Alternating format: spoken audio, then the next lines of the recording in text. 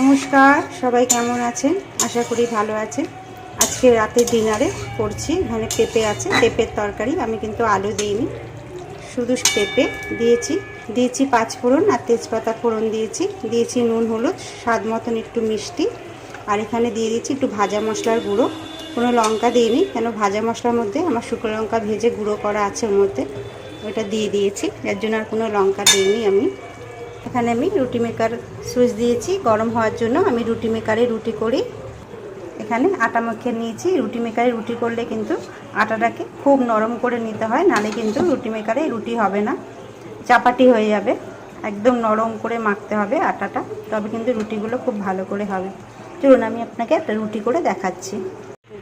রুটি হয়ে গেছে।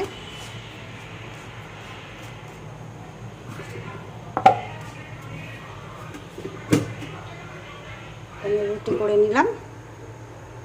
আর এখানে আছে পেঁপের তরকারি। ব্যাস, রাতের ডিনার রেডি। সবাই ভালো থাকবেন, সুস্থ থাকবেন। আবার সবার সঙ্গে পরে দেখা হবে।